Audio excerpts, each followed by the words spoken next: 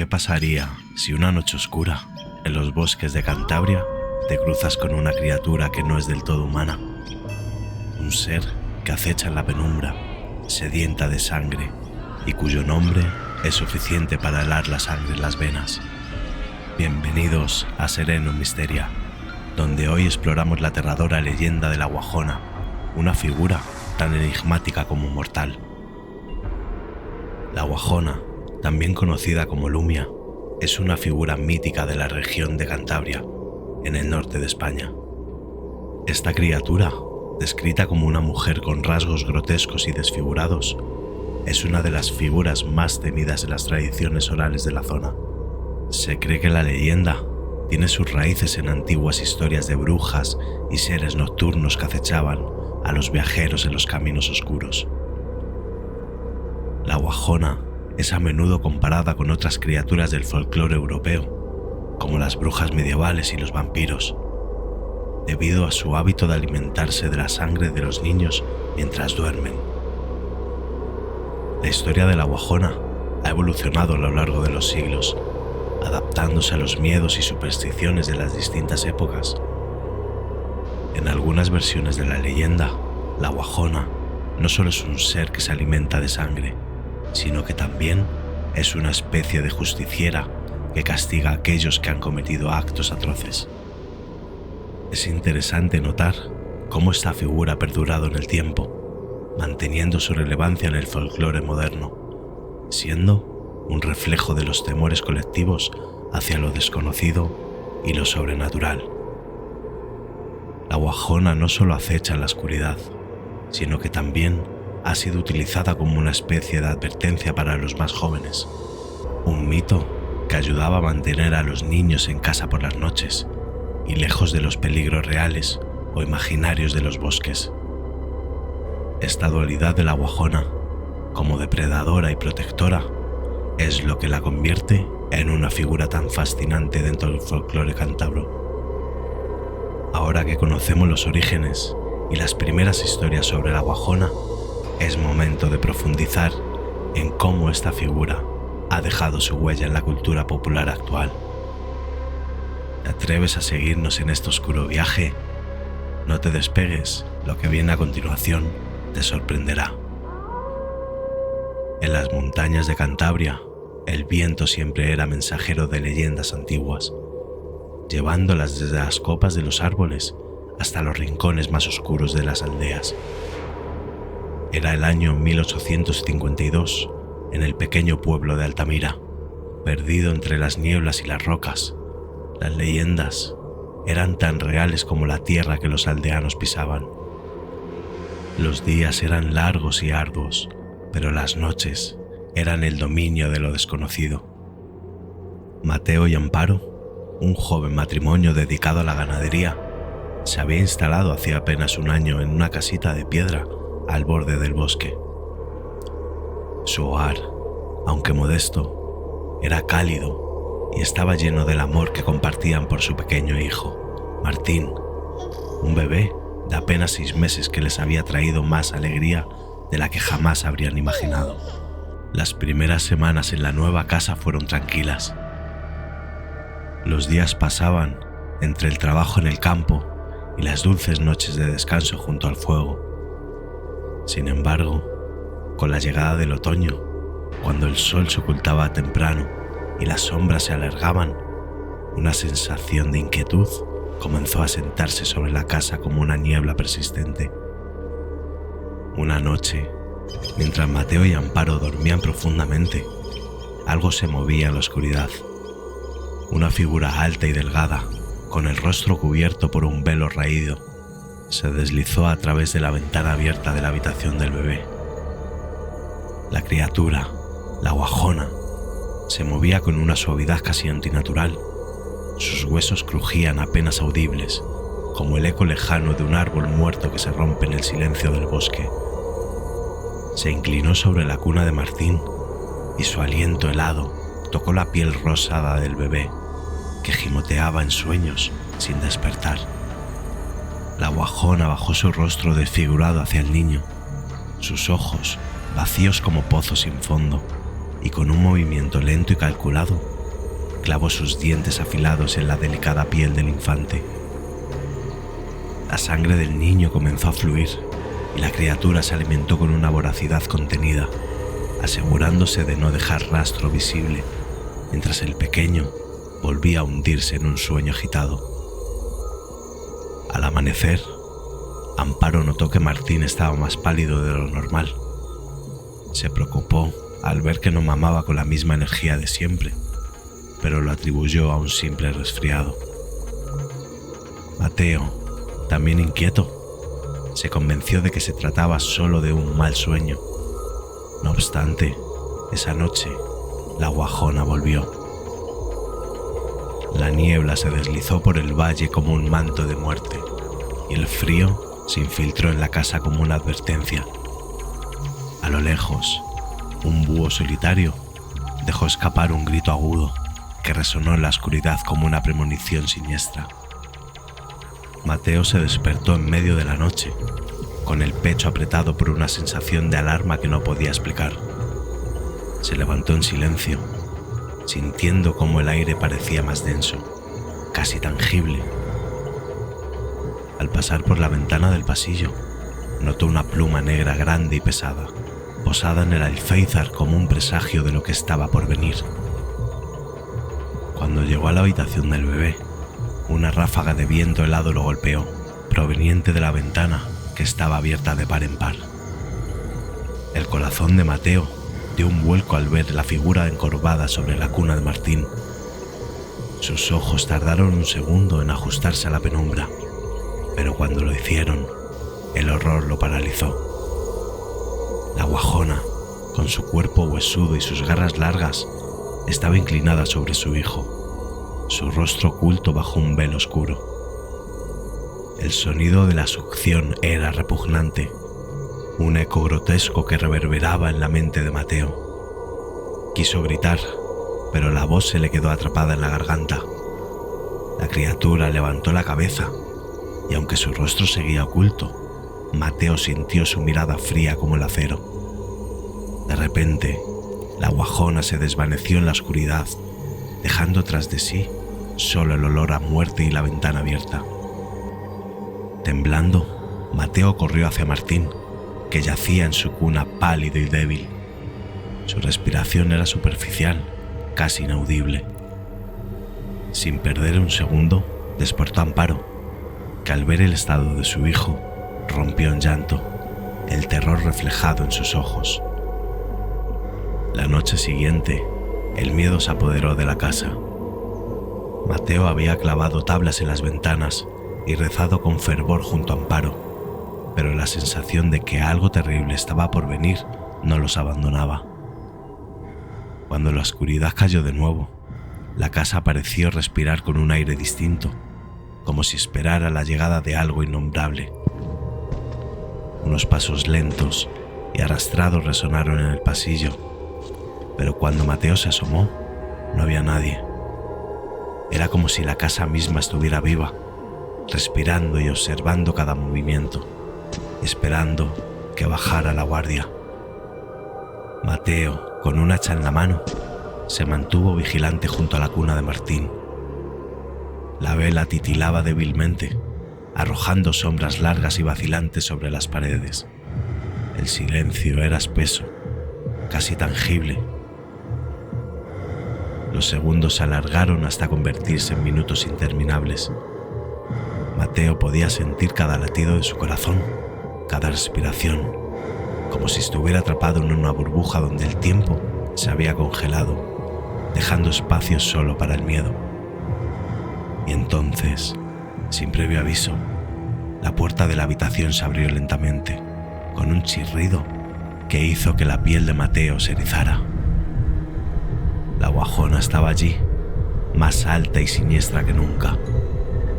Su presencia llenó la habitación con una oscuridad que pareció succionar toda la luz, dejando solo un vacío aterrador. Mateo levantó el hacha, pero antes de que pudiera hacer cualquier movimiento, la guajona se lanzó sobre él, sus garras como cuchillas aferrándose a su brazo, inmovilizándolo. Su rostro, a solo unos centímetros del suyo, era una máscara de horror puro. Ojos vacíos y una boca que parecía no haber conocido nunca una sonrisa. Mateo gritó con todas sus fuerzas, luchando por liberarse, pero la criatura era inhumana en su fuerza. Con un movimiento rápido, lo arrojó al suelo, y antes de que pudiera levantarse, se volvió hacia Martín. Pero esta vez, Mateo no permitió que se acercara a su hijo. En un acto de desesperación, lanzó el hacha hacia la guajona, y aunque no logró herirla, el arma la distrajo lo suficiente como para que la criatura desapareciera en un torbellino de niebla. Martín seguía respirando, pero apenas. La palidez de su rostro había tomado un tinte azulado, y cada aliento parecía ser más débil que el anterior. Amparo, llena de pánico, cayó de rodillas, abrazando a su hijo, mientras Mateo se quedó de pie, temblando, sin saber qué hacer. Desesperados y sin otra opción, Mateo y Amparo corrieron a la iglesia del pueblo, buscando la ayuda del cura, un hombre que había visto más de lo que estaba dispuesto a admitir. Cuando les escuchó, su rostro se ensombreció, pero no pareció sorprendido. Sabía lo que acechaba en las montañas. Con voz grave, les dijo que solo había una manera de detener a la guajona. «Debéis enfrentarla», dijo el cura, sus ojos fijos en los de Mateo.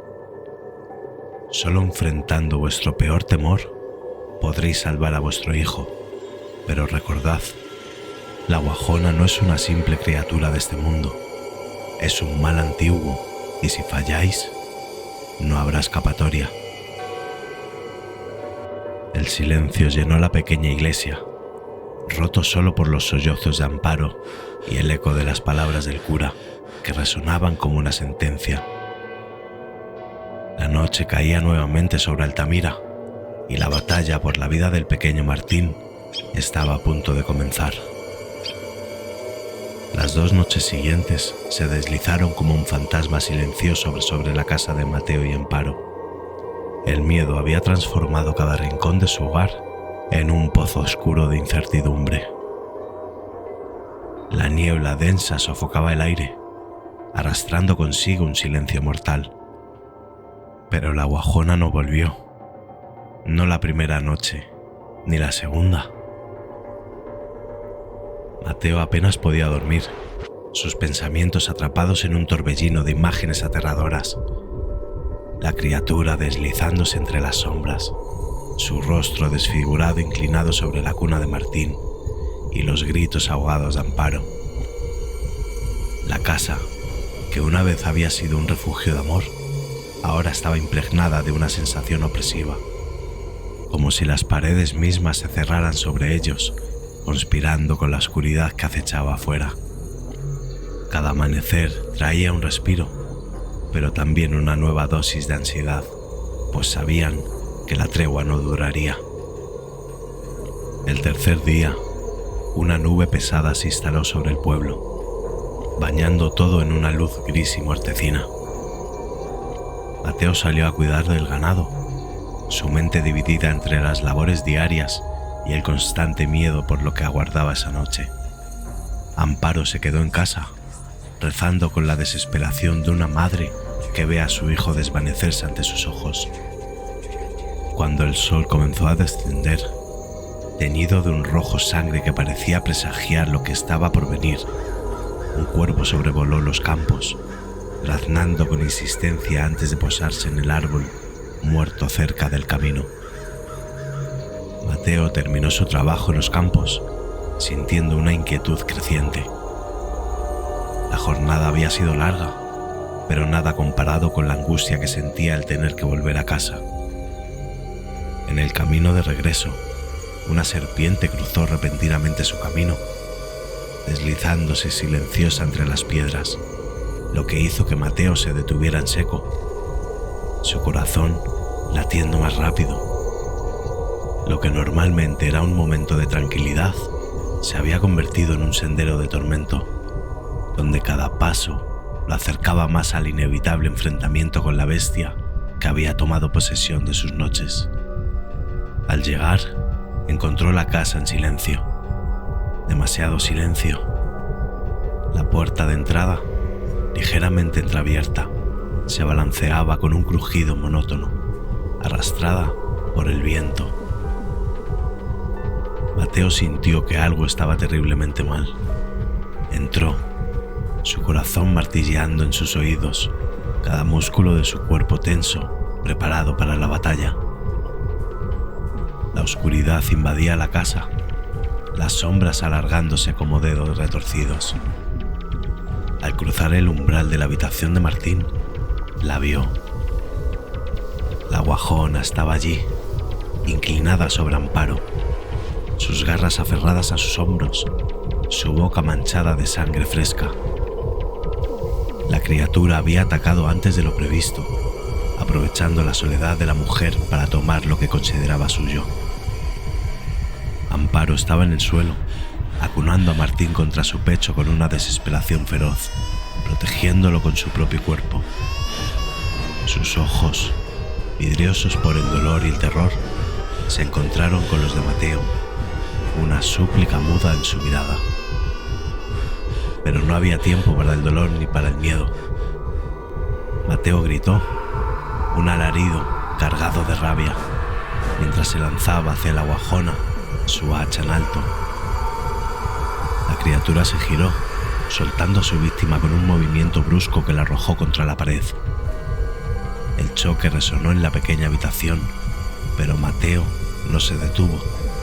El hacha se hundió en el aire, donde la guajona había estado un segundo antes. Era rápida, moviéndose con una agilidad inhumana, casi como si flotara sobre el suelo. Sus ojos vacíos brillaban en la penumbra, burla y hambre mezcladas en su mirada. El combate fue brutal. La guajona atacaba con garras y dientes, cada golpe cargado de una fuerza que parecía imposible para una figura tan delgada. Mateo se defendía con una furia desesperada, cada golpe del hacha guiado por el amor a su familia y el odio hacia la criatura que se la estaba arrebatando. La sangre salpicaba las paredes, un testamento silencioso de la batalla que se libraba en ese lugar maldito. Cada vez que la guajona lo golpeaba, Mateo sentía que su vida se escapaba un poco más. Su cuerpo era una masa de cortes y contusiones, pero no cedía. Sabía que si caía, todo estaría perdido. El aire estaba denso con el olor metálico de la sangre y el hedor a muerte que emanaba de la guajona. En un momento, que pareció durar una eternidad, Mateo logró asestar un golpe certero.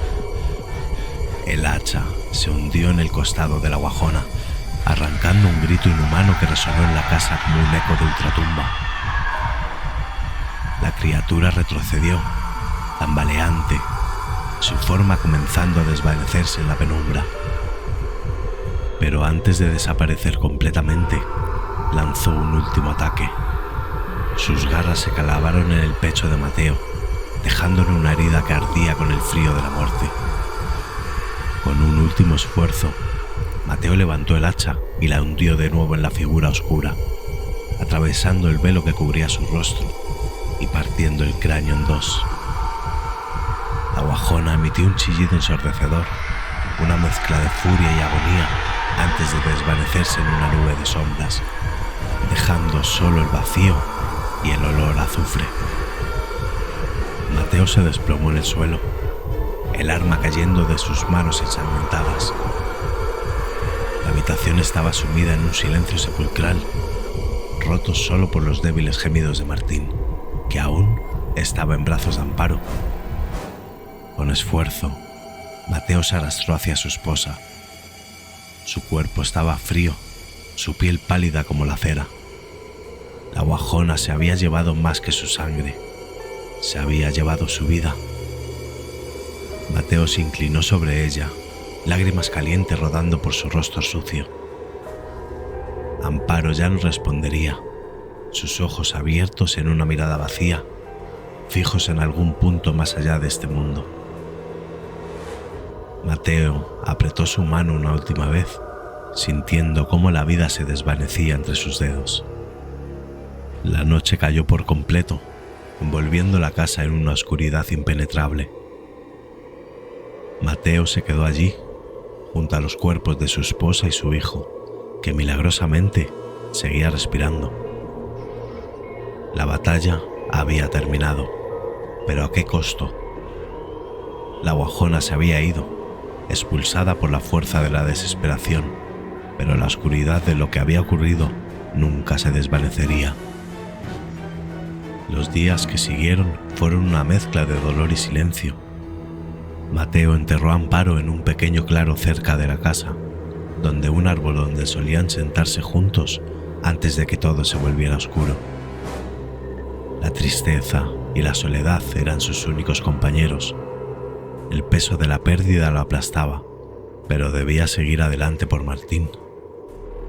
Cada noche, mientras el niño dormía, Mateo se sentaba junto a la cuna, el hacha a su lado, esperando en la oscuridad.